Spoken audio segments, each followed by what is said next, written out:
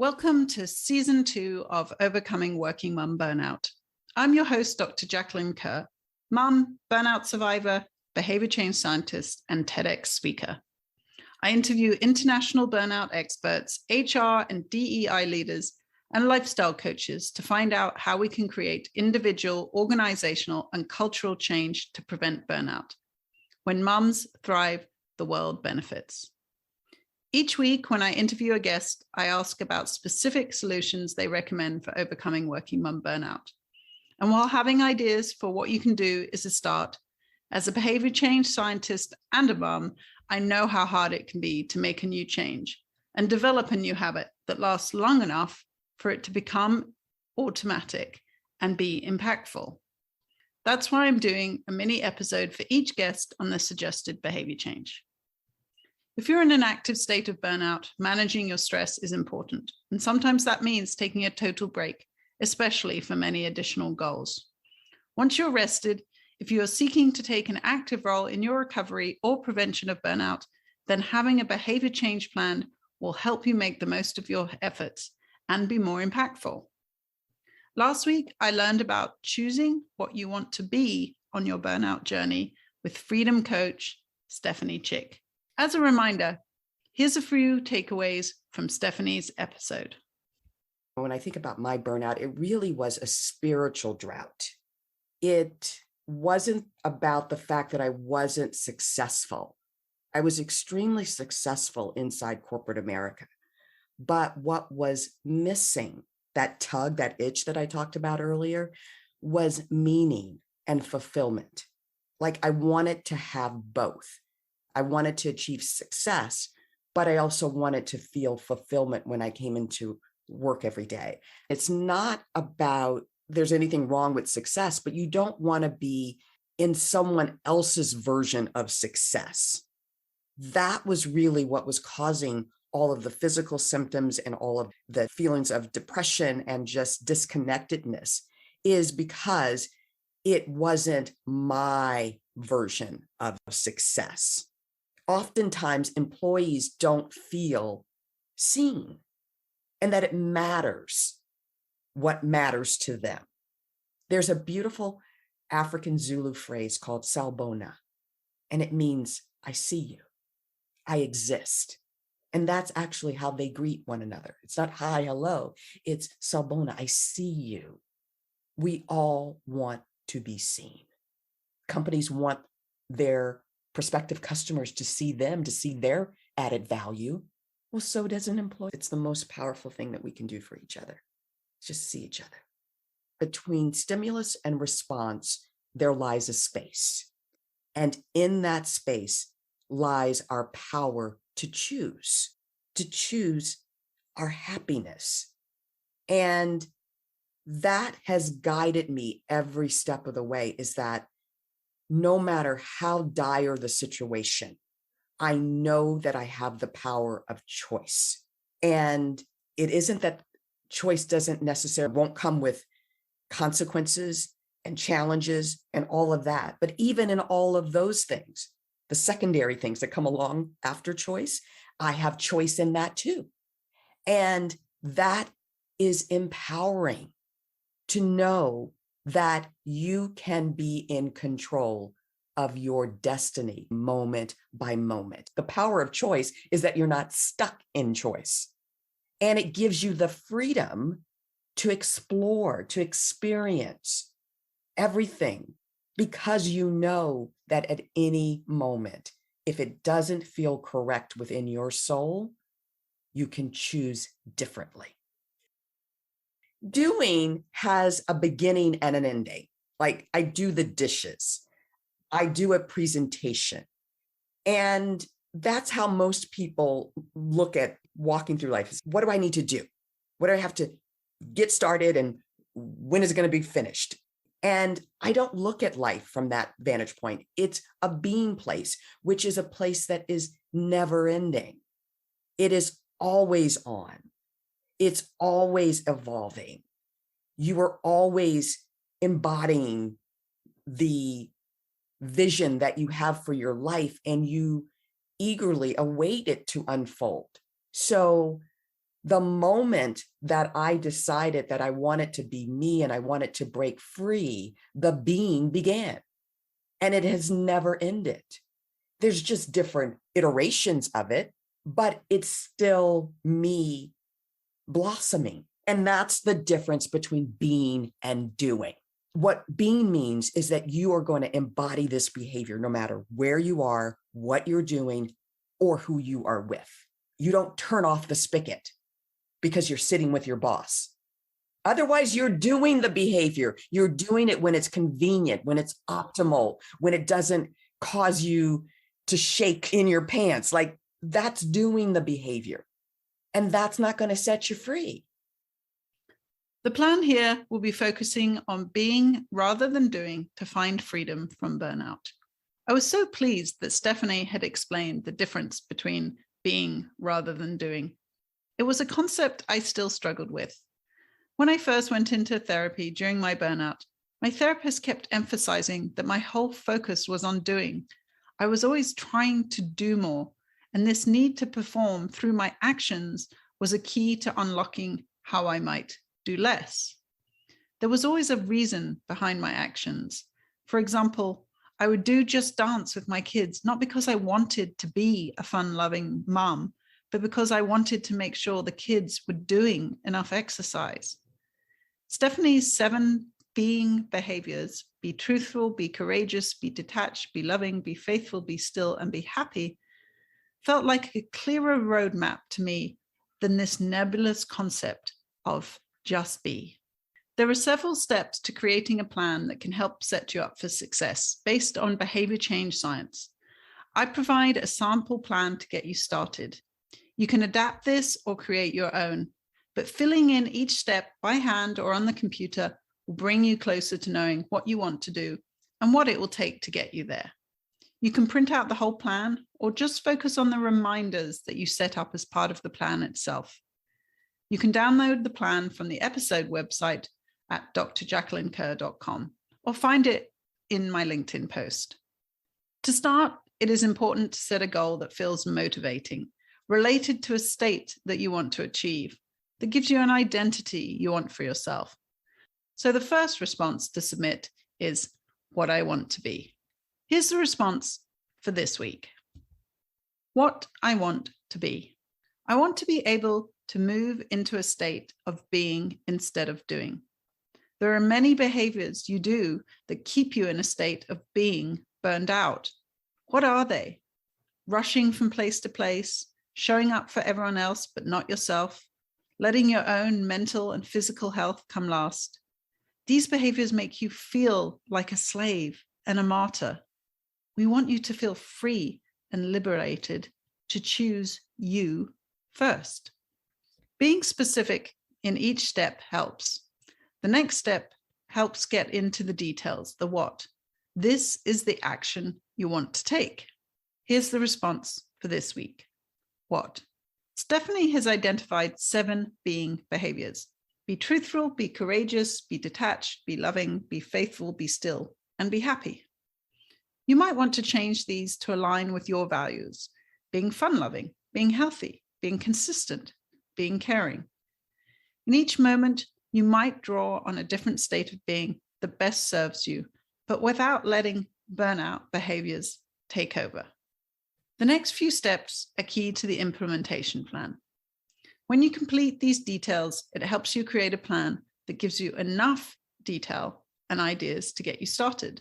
The when, where, with whom, for how long, and how often helps you create the specifics of the goal. These details also act as reminders. When a certain time comes around, you remember to do the new activity you're trying. You can also choose times and places that are anchored to doing something you do daily, like having a coffee. Then the act of drinking coffee reminds you to do the new behavior. Having a small goal is important, so these steps also help you keep it realistic. Here's the responses for this week. When? Stephanie spoke about being these values even when it wasn't comfortable. The difference between being and doing was the lack of an endpoint, rather a state that you're always trying to achieve. Being healthy doesn't stop. It's choices that you always choose to make, even if imperfectly. Where? Stephanie mentioned that you might draw on these different states at different times, like a roadmap. In some situations, truthful, courageous, and loving could apply. In others, detached and still could serve your needs. But she also spoke about being committed to them in uncomfortable situations too. So not letting your being drop just to suit the occasion. With whom? Likewise, Stephanie suggested showing up with all people committed to these states of being. If you let them go with your boss, for example, then you're not going to have the results you want, which is feeling liberated and free. Stephanie's program includes spending time unlearning the behaviors that keep you stuck, so you can imagine times, places, and people where that would be more challenging. For how long each time? Since this is about a state of being with no time limits, then these time constraints do not really apply. At the same time, there will be a phase of unlearning past behaviors that keep you stuck. For example, always saying yes when you really want to say no, and a period of practicing the new behaviors. For example, asking for what you need instead of putting others' needs first. How often per week? To get started, you first need to be aware, what are the things you are doing? What are the choices you are making that are keeping you stuck in a state of burnout? How often are you making these choices? Given that we might be in a state of burnout, the chances are we're constantly making choices and doing things that contribute without us even being aware. The first step is to start paying attention to those all the time. For how many weeks? Stephanie's program is 3 weeks of unlearning and 3 weeks of relearning. So this seems a reasonable time frame. You can download Stephanie's free masterclass from 7behaviors.com/StephanieChick. So many of the details we have just completed can be entered into a schedule or planner so that you have regular reminders. While you're developing a new habit, frequent reminders keep the activity top of mind. So we need to think through other ways of setting up easy reminders. Here's the response for this week. Reminder. The biggest cue to adopting this new mindset will be whether you can become aware of the behaviors you are doing and the choices you are making. Tracking your yeses and nos can be a great way to start becoming aware of the choices you make. If you find yourself talking about how busy you are, stop and think about the things you are doing. When you feel the weight of should, stop and think about the choices. By this stage of the plan, you'll be starting to think about what is going to get in the way of you actioning this plan. A lot of resistance can arise. Try to put it all down so you can come up with ways to overcome these barriers. For now, we won't try to address them. We'll keep setting up parts of the plan that will give you the confidence you can master this new activity, and we'll address the barriers later. So here's the response for this week. Anticipated barriers. A barrier to moving into a state of being is simply not understanding the difference between being and doing. Also, the initial feelings of guilt when you stop doing the things that you feel you're expected to do. You may also receive pushback as when you set any new boundary. An important part of a successful goal is accountability. How will you keep yourself on track? We'll talk about tracking tools next, but having an accountability partner is a great way to get support for your goal. Here's the response for this week. Accountability. Having an accountability partner who will support you giving up the things you do that leave you feeling burned out will be important. But given this new approach is so consuming to all parts of your life, your biggest accountability will be to yourself. Use the tracking tools provided next and keep yourself accountable to having more choices that leave you feeling free, not burned out. Tracking is important to see if you're meeting your goal, to help you gain a sense of achievement and to help you adapt your goal as time goes on. There are lots of easy ways to keep track, and doing this also prompts you to keep doing the activity. It also serves as a reminder. So here's the response for this week. Tracking.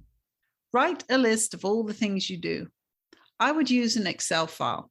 It'll be a big list. Then check whether there is something that makes you feel free or burned out. Write F or B by each one. Order the list by F and focus on those behaviors and let the others go actively by delegating or just by default by not spending so much time focusing on them. Write a list of the new things you are asked to do and track your yeses and nos and how you feel. F for free or B for burned out. Start choosing F. Not everyone needs a reward for achieving their goal, but sometimes celebrating and acknowledging your achievements does help keep you motivated. If you do not need a specific reward, having a reminder of why this goal is important will help reinforce your ongoing efforts. So here's the response for this week. Reinforcement reward. The benefits in this scenario may take a while to sing more loudly than the guilt, but the feeling should be a sense of freedom, that you are free to make choices. Not everyone will like the choices you make, and choices have consequences, but knowing you have control over your actions and your choices, and that you choose a state of being free, not being burned out, is an important anchor. Often, the expectations are not what we think. And often, the pushback is someone else's problem, not ours. Now let's plan to overcome some of those barriers. Hopefully you have enough ideas about positive things you can do to support your goal that these barriers seem less influential now. But take each one and come up with a counter plan. While new barriers can arise at any time, realizing there are things you can do to counter them helps give you confidence to get started and resilience to keep going. So here's the response for this week. Overcoming barriers. Being consistent with your choices will help set this new boundary. Each time you practice, the guilt will lessen, and the consistency of your response will tell others you're serious in this effort. If in every area of your life you start living by these freedom values, then you'll be getting more practice and all your efforts will align and support each other. Otherwise, they could end up working against each other.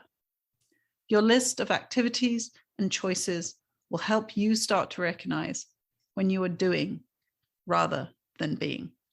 Finally, as your plan is outlined, you're likely to need help with some parts of it. We've already thought about an accountability partner, and some goals will involve other people. Here, you are thinking about the practical help you might need so that you can focus on your goal when you have planned on working on it. Here's the response for this week. Getting support. Letting go of activities and expectations will be a key to success here. There might be some activities that you need to delegate or share. Getting support from others at work and home to pick up essential tasks will be important. But first, defining them as essential and letting others see their role in these essential tasks will create that win-win. And maybe together, you'll end up defining some of them as non-essential. Just remember, each time, does that activity leave you feeling burned out or more free? I know such a detailed plan may feel like a lot, but as a busy working mom, you probably know if it doesn't get scheduled, it won't happen on its own. Even spending time thinking about the plan will have solidified your resolve to work on it, and you're more likely to succeed. One of the ways I started to appreciate being rather than doing was when I learned my husband's love language was quality time.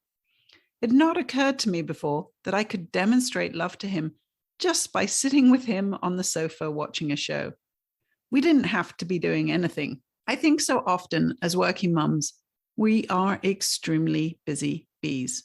We're rushing from place to place, doing all these things that we believe are required for us, for our kids, for our colleagues, for our employees, for our partners. All this doing is part of our undoing. So if we can shift our mindset to ask each time we feel that need to do, could another guide be to think about how can I be in this situation by this choice, am I being true, courageous, loving? If I ask these questions, I think I might have caught myself doing these things I didn't want to, but which I thought I should do. I think one of the choices I make is to be healthy. And so in every situation, I try to make choices that align with that value in exercising, eating vegetables, limiting alcohol. I think what I didn't appreciate was that my mental health was important as my physical health. So now I need to also ask, will these choices be part of being mentally healthy? It's not something that I just do at one point in time and stop. It's something that always guides me.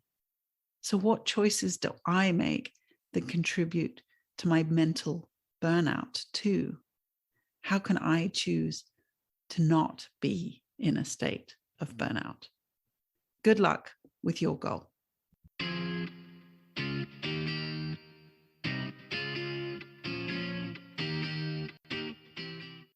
Thank you so much for listening today. As you may have noticed from my intro, I did a TEDx talk. It was such an amazing experience. You can learn all about it from the episode I dedicated to getting and giving a TEDx talk.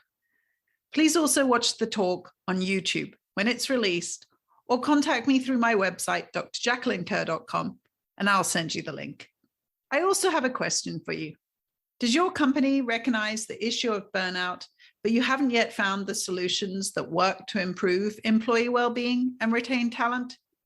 If you think my approach to burnout could be helpful for your organization, please contact me through LinkedIn or my website. But remember, as a behavior change scientist, I am satisfied with nothing less than real, measurable behavior change. Not attitude change or good intentions or good PR. I deliver actionable solutions. As a TEDx and keynote speaker, I can provide an empowering talk to kickstart your efforts and get everyone on the same page, because burnout requires individual, organizational, and cultural change. I can provide a strategic plan, target behaviors, and clear steps. If you already have an external program in place, I can help provide a behavioral analysis and evaluation to see if it's really working.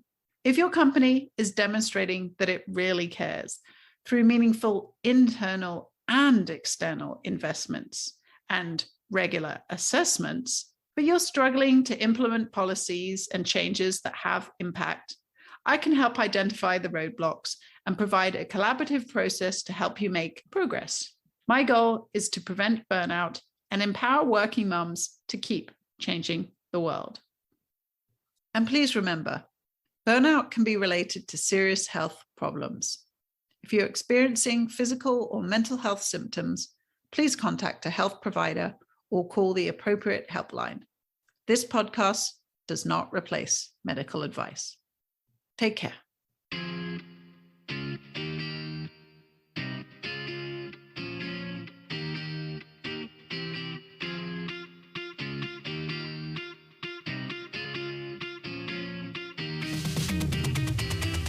Take control, you're a fighter. Push the limits and see it, you're already there. Told you we going higher. Ain't no stopping us, we're going in for the win. And we're gonna celebrate. Then we're gonna do it all over again. And we're gonna rock this place, 'cause this is our day. We're gonna do it together, through any weather, rain, sleet, storm or hell. We're gonna prove it together, move it together. There's no option to fail. We're gonna do it together, through any weather, rain, sleet, storm or hell.